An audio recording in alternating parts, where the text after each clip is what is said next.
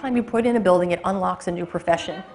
And you can always bring in a male or a female. Let's jump over and look at what a female might look like.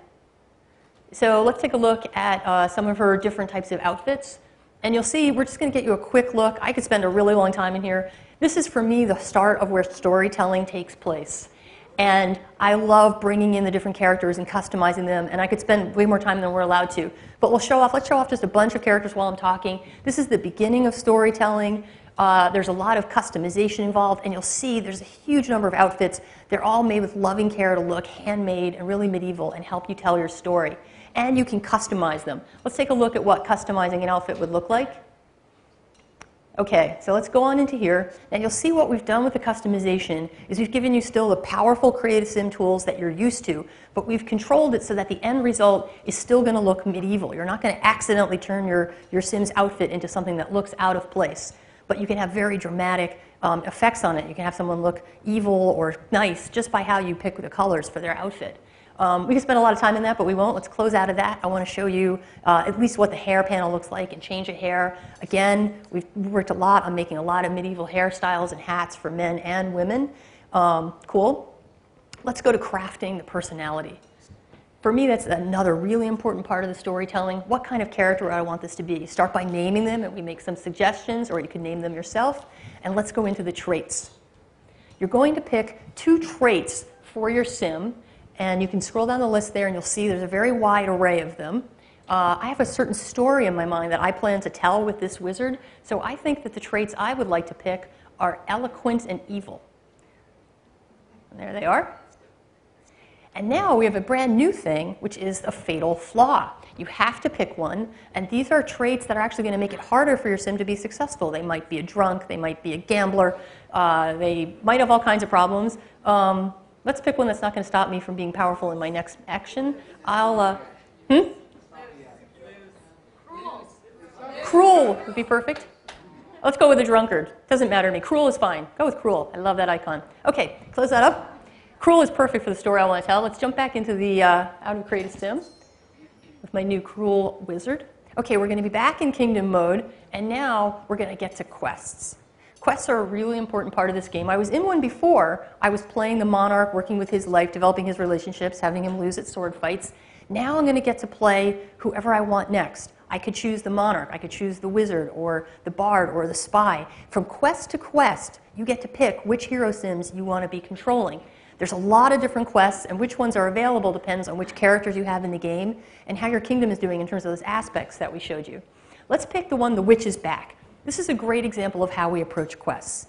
We want to give you guys story ideas that feel medieval, but then give you a lot of creative freedom to make them unfold the way that you want it to in your kingdom. So we give you the scenario, there's a witch. What do you want to do about it? You might choose a delightful wedding. You'll marry the witch. The only hero that can do that is the monarch, it turns out. Or you might choose counterspelling, where you're going to just debilitate the witch, which you could do with the wizard or the Jacobin priest or the physician. Or you could say, a witch no more. I'm going to kill that witch. And again, the wizard, the knight, or the spy. Spy might use poison to do it. Knight might do his sword. Let's try that one. So we're going to go into witch no more. There often might be other heroes here that I don't have available right now. Let's start the quest. So now we're going to get a look inside the wizard's tower. Now we see down here 2 of the wizard's signature objects. Over on the left is her crafting station, and here in front is the arcane tome, where she can scry and study spells. We're going to have her do a couple of things, but I'm actually going to have her cheat and become a 10th level, a highest level wizard, because I want to show off a lot of powerful stuff that the wizard can do. All right. I'm also getting an achievement by cheating because we have a whole achievement system in this game, and it tracks platinum, gold, silver, or bronze for how you finish quests, and lots of different things that it can track in the achievements book. So let's skip ahead on this story node. So just skip past that.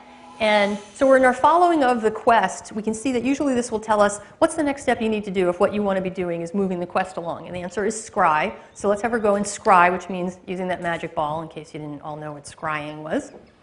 Now, while she's scrying, I can talk a little bit about how there's a balancing act between what you're doing to move a quest forward and what you're doing just to run the daily life of the hero sim you're controlling. Whichever hero sims you're controlling, you can see that you've got their hunger and their energy, that you're making sure they got enough sleep and food. And two more things, which because this is pre-alpha software, the icons aren't there yet, which are their responsibilities. That means for every hero sim that you play, it's going to feel different. If it's the physician, you need to be healing the sick. The blacksmith, you need to be making armor and weapons.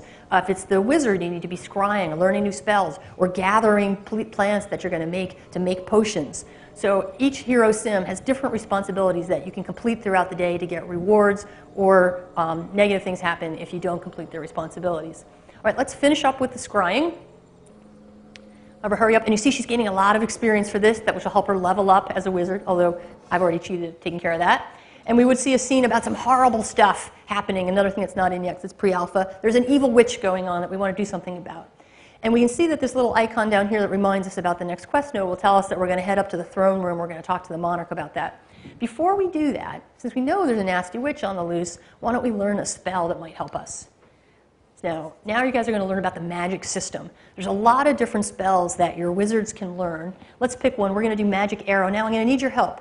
You see those three icons? Those are runes. She has a collection of runes, and as she gets to be a higher and higher level wizard, she has more runes in her collection, more different spells. So if we want to learn Magic Arrow, we have to remember energy, air, light, in that order. Energy, air, light. So let's go learn that spell. What is it? It's energy, air, light. Okay, let's put them all in. All right, and now she's going to start studying the spell. And there are some sort of Easter egg spells that you can learn that aren't listed there that will give you hidden spells. Now what she's doing is with every different rune, it's a different element, there's a different set of motions that go with that magic system. And she's got to learn them all in the proper order so she can do them again when it's time to cast that spell. Oh, she's thinking about being evil. Okay, so let's do the next step in the quest, which is to head her on up to the castle. You can see there's a little yellow map tag that will remind her where do you need to go, who do you need to talk to if you're working on quest stuff. Just teleport her on up there for now, which is actually a spell that she can learn to do. And let's have her go, now that she's in there, the next thing she needs to do is to go talk to the monarch. So let's have her go and talk with the monarch. Yeah, we can see, warn the monarch, it says. Warn the monarch about the witch. So there he is, he's talking to some foreign leaders. See how there's a quest-specific interaction that helps you flesh out the story you're telling, warn about the witch. So she's going to kind of come in and tell them things. Some of those guys are wearing temporary outfits, those kind of glowing ones, those are the foreign leaders, and we just marked them like that so we can keep track of them for now.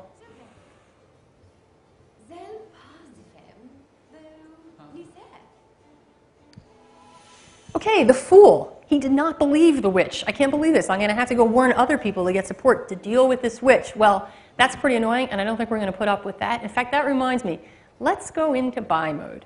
I've been hatching this story that I might want to kill off this monarch. He's not very good at sword fighting anyway, and bring in the next one will be a queen, maybe a friend of my wizard. So I want to give you guys a quick look at how powerful the buy mode tools are. With just a really fast little demo, we're going to utterly change the feeling of the throne room. So the first thing we're going to do is let's bring in some lights, and you'll notice as Sam places them that the lighting is dynamic. It casts pools of light on the wall where the lighting is shining. And now let's bring a couple of gargoyles. There's going to be a totally new theme in town for this throne room. So let's get some gargoyles on some big imposing columns and have them stand like sentinels on either side. There, take a look at that gargoyle. They're going to stand like sentinels behind the new throne that we're going to put in. And speaking of the new throne, I've got a totally different look in mind for the throne. There's lots of different styles of thrones and furniture to tell lots of different kinds of stories. This one looks kind of sorceress-y. Let's zoom in on that. We're going to create a style on that throne to make it look the way that we like it to, customize it. So I like the pattern, but I think I'd like it to be purple. And then let's make the base that it's sitting on green. Excellent. Okay, let's take that new style and start applying it maybe to the rug and to the candle holders.